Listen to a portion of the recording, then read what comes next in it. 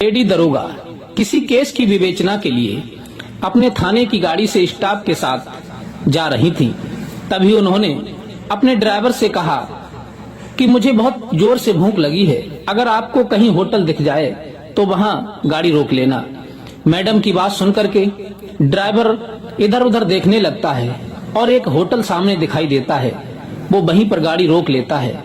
Madam उस गाड़ी से उतर करके जैसे ही होटल में प्रवेश करती हैं, तो उनकी नजर एक व्यक्ति पर पड़ जाती है जो उस होटल में बर्तन धो रहा था और मैडम उसे खड़े होकर के देखने लगती हैं, सोचने लगती हैं कि ये व्यक्ति मेरा कहीं देखा हुआ लगता है।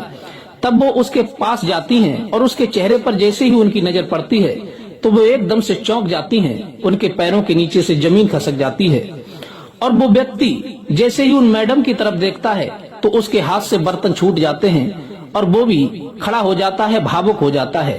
फिर वो एक दूसरे के गले लिपट करके फपक फपक करके रोने लगते हैं। वहां पर जितने भी गेस्ट आए हुए थे, खाना खा रहे थे, वो सभी इस नजारे को देख करके बड़े हैरत में पड़ जाते हैं कि आखिर इन दोनों का क्या रिलेशन है, क्या रिश्ता है। कहाँ एक पुलिस वाली और कहाँ एक बर्तन धोने वाला नौकर, और ये एक दूसरे के गले लिपट करके इतनी बुरी तरह से रो रहे हैं। आखिर क्या मैटर है? सभी के दिमाग में यही सवाल गूंज रहा था कि आखिर इनका क्या रिलेशन हो सकता है। तो आइए जान लेते हैं इस वीडियो के माध्यम से आखिर उस बर्तन धोने वाले मजदूर का और एक लेडी दरोगा का क्या रिलेशन था। ये पूरी सच्चाई इस वीडियो के माध्यम से जानने का प्रयास करेंगे। नमस्कार, प्रणाम, मैं हूँ रितेश कुमार। दरअसल आज की जो सच्ची घटना मैं आपको सुनाने के लिए जा रहा हूँ, ये सच्ची घटना एक बहुत ही छोटे से गांव से बिलोंग करती है। उस गांव में एक कैलाश नाम का लड़का अपने माता पिता के साथ रहा करता था। घर की आर्थिक स्थिति सही न होने के कारण कैलाश ज्यादा नहीं पढ़ाई कर पाया और उसने इंटर करने के बाद अपनी पढ़ाई छोड़ दी।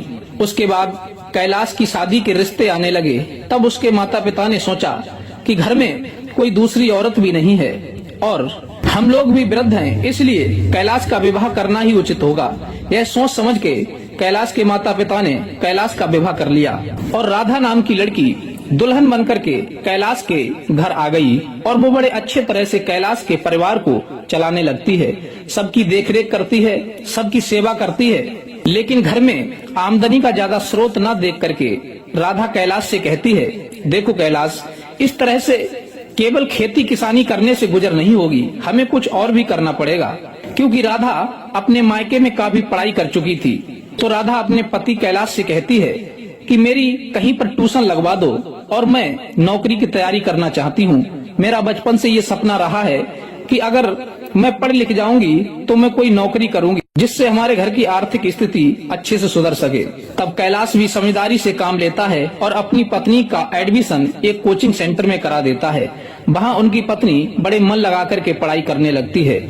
उसकी मेहनत रंग लाती है और किस्मत साथ देती है। फिर कुछ दिन के बाद पुलिस में जगह निकलती है और फिर वो अपना फार्म अप्लाई कर देती है। फिर पेपर देने को जब जाती है तो वो अच्छे नंबरों से पास हो जाती है और फिर पुलिस में सिलेक्ट हो जाती है। उसे सब इंस्पेक्टर यानी दरोगा का पद मिल जाता है। जब राधा दरोगा बन जाती है तो कैलाश बड़ा खुश होता है और अपने पूरे गांव में मिठाइयां बंटवाता है। और जब मिठाइयां बंट रही थी तो सभी लोग राधा के लिए धन्यवाद कहने के लिए आ रहे थे, बधाइयां देने के लिए आ रहे थे। आपने बहुत अच्छा काम किया है बहू, क्योंकि हमारे गांव में कोई भी पुलिस में नौकर व्यक्ति नहीं है और तुमने हमारे गांव का मान सम्मान रखा और गर्व से सीना चौड़ा कर दिया। हम सभी गांव वासियों को इस बात का गर्व है कि हमारे गांव में एक ऐसी बहू है जिसने दरोगा के पद को हासिल किया है। जो भी व्यक्ति आता है वो राधा के लिए बड़ी बड़ाई करता है और उसे धन्यवाद देता है। इस प्रकार से संध्या हो जाती है, नाइट बीतती है और सुबह होते ही जो भी सुनता है वो तुरंत राधा को बधाई देने के लिए चला आता है। इधर जहाँ कोचिंग सेंटर में राधा पढ़ती थी, वहाँ के उसके साथी जो स्टूडेंट थे वो भी राधा को बधाई देने आ रहे थे, टीचर भी बधाई देने आ रहे थे। लेकिन ये बात कैलाश के लिए नागवार गुजरती है। कैलाश सोच रहा है कि इसका मतलब ये है कि हमने राधा को पढ़ा लिखा करके इस काबिल बना दिया तो हमारी कोई वैल्यू नहीं रही, हमारी कोई इज्जत वक़्त नहीं रही। सभी लोग आ रहे हैं, राधा से बोल रहे हैं, उससे बातें कर रहे हैं, उसी को बधाई दे रहे हैं। इसका पात्र तो मैं भी हूँ, फिर सारा क्रेडिट राधा को ही मिल रहा है। अगर यही स्थिति रही तो मेरी वैल्यू बिल्कुल घट जाएगी। इन सभी की नजरों में मैं कुछ नहीं रहूंगा। यह सोच समझ करके कैलाश बहुत ज्यादा टेंशन में पड़ जाता है। जैसे तैसे 2-4 दिन तो बीत जाते हैं। तब राधा कहती है, कैलाश अब मुझे ड्यूटी पर जाना होगा क्योंकि मेरी ट्रेनिंग होने वाली है। तब वो कहता है, कैलाश तुम कहीं ट्रेनिंग पर नहीं जाओगी और मुझे कोई नौकरी नहीं करवानी है। जब ये बात राधा सुनती है तो वो बहुत ज्यादा हैरत में पड़ जाती है कि आखिर तुम क्या कह रहे हो। इतनी मेहनत से, इतनी मुश्किल से तो हमें ये नौकरी हाथ लगी है और तुम इस नौकरी को करने के लिए मना कर रहे हो। आखिर क्या बात हुई जो तुम इतने परेशान और उदास दिखाई दे रहे हो। तब कैलाश कहता है कि तुम देख नहीं रही हो, जिस दिन से तुम्हारा पद सिलेक्ट हुआ है, दरोगा बनी हो, उस दिन से कोई भी व्यक्ति मुझसे सीधे मुंह नहीं बोल रहा है। जो भी आ रहा है वो केवल तुमको बधाई दे रहा है, बस तुम्हें ही पूछ रहा है, तुमसे ही बात कर रहा है। इस बात को समझते हुए राधा को बिल्कुल देर नहीं लगी। वो तुरंत समझ जाती है कि बस हमारे मान सम्मान की वजह से ही इनको ठेस लगी है, क्योंकि इनका मान सम्मान कम हो रहा है। लोग हमारा सम्मान कर रहे हैं क्योंकि हमको ही तो नौकरी मिली है। तब वो समझाती है, देखो कैलाश, इसमें परेशान होने की कोई जरूरत नहीं है। ये तो जग का नियम है। जो इंसान कामयाबी हासिल करता है लोग उसी को बधाई देते हैं। अब हम जब नौकरी करेंगे, अच्छा नाम होगा हमारा, तब सब लोग आपका नाम लेंगे कि आपकी पत्नी एक दरोगा है। फिर आपका मान सम्मान होगा। सभी लोग मुझे आपके नाम से ही जानेंगे, मेरे नाम से मुझे कोई नहीं जानेगा। हर आदमी बड़ाई करेगा तो बस आपके ही नाम से करेगा कि कैलाश की पत्नी एक दरोगा बन गई है। पत्नी के बार बार समझाने के बाद भी कैलाश के दिमाग में एक बात नहीं आती है और फिर वो अपनी पत्नी से लड़ने झगड़ने लगता है। इसी प्रकार से रोज कलह होती रहती है, लेकिन झगड़ा कम नहीं होता, दिन प्रतिदिन बढ़ता चला जाता है। एक दिन कैलाश दारू पीकर आता है और अपनी पत्नी राधा को बहुत ज्यादा मारने पीटने लगता है। तब राधा समझ जाती है कि इनके सर पर भूत सवार है और ये ना तो हमें नौकरी करने देंगे और ना ही स्वयं कुछ करेंगे और ना ही सुधरेंगे। तब वो कहती है, ठीक है, अगर तुम्हें हमारी नौकरी से ज्यादा तकलीफ हो रही है, ज्यादा परेशानी हो रही है, तो हम तुम्हें छोड़ करके जा रहे हैं अपने मायके। तुम्हें जैसे रहना है वैसे रहो। इधर राधा तो अपने पति को छोड़ करके अपनी मायके चली जाती है और वहीं से ड्यूटी ज्वाइन करने लगती है। धीरे धीरे यूं ही वक्त बीतता चला जाता है, लेकिन कैलाश सोच रहा था कि इसने मेरे कहने पर भी ड्यूटी नहीं छोड़ी तो मैं इसे अपने साथ नहीं रखूंगा। फिर वो कोर्ट में तलाक की फाइल पेश कर देता है। इधर राधा सोचती है कि ये तो बड़ा पत्थर दिल व्यक्ति है जिसने तलाक के लिए फाइल भी पेश कर दी। चलो कोई बात नहीं, अगर इन्हें हमसे दूर रहने में खुशी मिलती है तो दूर ही सही। अब राधा भी बड़े हंसी खुशी के साथ में उनकी खुशी के लिए वो उस तलाक के कागजों पर साइन कर देती है। इधर राधा अपने मायके में रह करके ड्यूटी करने लगती है और वो अपने घर चला जाता है। राधा का ट्रांसफर दूसरी जगह हो जाता है। वहाँ वो ट्रेनिंग दे रही थी और ट्रेनिंग देने के कुछ दिन के बाद में वो एक थाने में सिलेक्ट हो जाती है दूसरे शहर में जाकर। जैसे ही राधा का कदम उसके घर से, कैलाश के घर से बाहर निकला, तभी से कैलाश के ऊपर मुसीबत का पहाड़ टूट गया। उसके जो बुजुर्ग माता पिता थे वो बीमार पड़ गए। कैलाश ने बहुत इलाज कराया लेकिन उनकी तबीयत में खास सुधार नहीं आया। फिर वो इतना पैसे के लिए दुखी हो जाता है कि उसकी जो पुश्तैनी जमीन थी उसे भी वो गिरवी रख देता है और जो घर होता है उसे भी गिरवी रख देता है। उसके पास कुछ नहीं बचता, एक एक दाने के लिए मोहताज हो जाता है, एक एक पैसे के लिए भिनक जाता है। तब वह कमाने के लिए शहर चला जाता है। जिस शहर में, जिस थाने में उसकी जो तलाकशुदा पत्नी अपनी ड्यूटी पर तैनात थी, उसी शहर में वो जाकर के एक होटल में पहुंचता है और मैनेजर से कहता है कि सर, मुझे कोई काम दे दीजिए, मेरे पास बहुत बड़ी मजबूरी है, मैंने 2 दिन से खाना भी नहीं खाया है, प्लीज मुझे कोई काम दे दीजिए जिससे मेरा गुजारा होता रहे। मैनेजर कहता है कि भाई साहब, यहाँ कोई काम नहीं है, ऑलरेडी पहले से सारे वर्कर मौजूद हैं। लेकिन वो हाथ जोड़ता है। तब वो कहते हैं, ठीक है, तुम ज्यादा परेशान हो तो हमारे यहाँ पर तुम्हें केवल बर्तन मांजने का काम करना होगा। जो गेस्ट आते हैं, खाना खाते हैं, उन सभी टेबलों से बर्तन को हटाना है और उन्हें धोना है।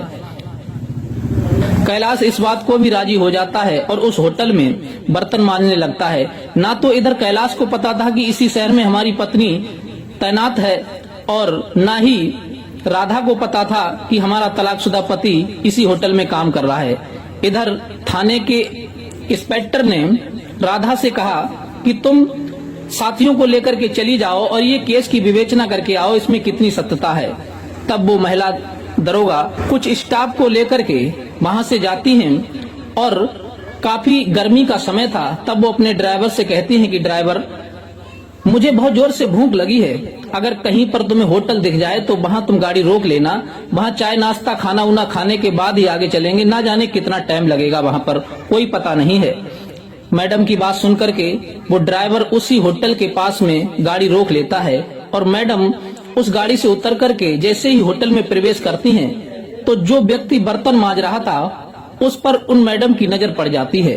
मैडम पाछे से जब उसे देख रही थी तो सोचने लगी, लगता है कि ये कोई जान पहचान वाला लगता है, चलो इसे देखना चाहिए आखिर ये कौन है। तब मैडम उसके नजदीक जाती हैं, उसके चेहरे पर जब उनकी नजर पड़ती है तो वो एकदम से भावुक हो जाती हैं। उनके हाथ में जो डायरी थी वो डायरी छूट करके जमीन पर गिर जाती है और पैरों के नीचे से जमीन खिसक जाती है। और जैसे ही वो व्यक्ति बर्तन धो रहा था उसकी नजर जैसे ही उन लेडी दरोगा पर पड़ती है तो उसके हाथ से बर्तन छूट जाते हैं और वो भी खड़ा हो जाता है। अजीब नजरों से एक दूसरे को देखने लगते हैं। काफी देर देखने के बाद में एकदम से वो एक दूसरे की कौली भर करके रोने लगते हैं। ये दृश्य देख करके वहाँ के जो भी लोग खाना खा रहे थे और स्टाफ था होटल का मैनेजर, वो हैरत में पड़ जाते हैं कि आखिर क्या बात है, ये लेडी दरोगा एक बर्तन धोने वाले मजदूर के गले लिपट करके क्यों रोने लगी, आखिर क्या इनका रिश्ता है, या ये कोई प्रेमी है जो एक दूसरे से बिछड़ गए थे और अब मिले हैं, आखिर क्या मामला है। तब वो होटल का मैनेजर जाता है और कहता है कि मैडम जी आप कौन हैं और इस वर्कर के गले लिपट करके आप क्यों रो रही हैं, आखिर क्या रिश्ता है आपका। तब वो कहती हैं कि इसमें हैरान होने वाली कोई बात नहीं है, जब मेरी नौकरी लगी थी उस समय मेरे पति से तलाक हो गया था और ये मेरे तलाकशुदा पति हैं और मैं तो ड्यूटी करने लगी, लेकिन मुझे नहीं पता कि ये क्या कर रहे हैं क्योंकि मेरा इनसे संपर्क ही नहीं होता था। आज अकस्मात मैं किसी काम से जा रही थी तो मुझे खाना खाने के लिए इस होटल में आना पड़ा और मेरी जब इन पर नजर पड़ी तो फिर मैं हैरत में पड़ गई कि आखिर इन पे कौन सी विपत्ति आकर के टूट गई जो इस होटल में आकर के बर्तन मांजने लगे। मैडम के मुंह से ये बात सुनकर के सभी लोग बड़े अजीब तरह से विचार करने लगते हैं। बड़े इत्तेफाक की बात है, तलाकशुदा पति बर्तन मांज रहा है और तलाकशुदा पत्नी इंस्पेक्टर बनी घूम रही है। ये सब बातें सुन करके वो कैलाश अपनी पत्नी की फिर से कौली भर लेता और कह देता है कि राधा मुझे माफ कर देना, मुझसे बहुत बड़ी गलती हो गई, मैंने आपका बहुत अपमान किया, आपको बहुत जलील किया, लेकिन मैं नहीं जानता था कि मेरे ऊपर इतनी बड़ी मुसीबत आ जाएगी। तुम्हारे घर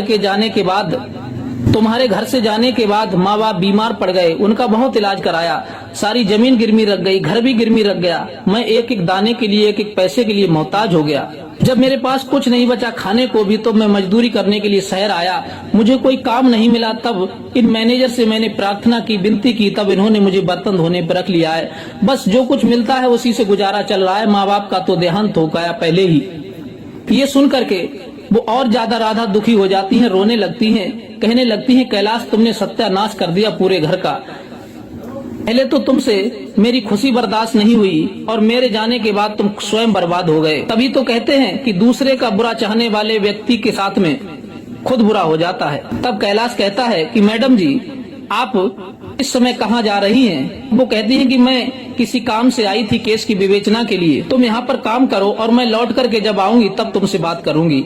मैडम वहाँ से विवेचना करने के लिए चली जाती हैं और जब लौट करके आती हैं तो उसी कैलाश से फिर मिलती हैं। तब कैलाश से कहती हैं कि कैलाश क्या इसी होटल में बर्तन मांजते रहोगे या फिर आगे कुछ सोचा है तुमने? तब कैलाश कहता है कि मैडम अब मैं पराये आश्रय हो गया हूँ, मेरे हाथ में कुछ नहीं रहा, अब मैं क्या कर सकता हूँ, आप जैसा कहेंगी मैं वैसा ही करूँगा।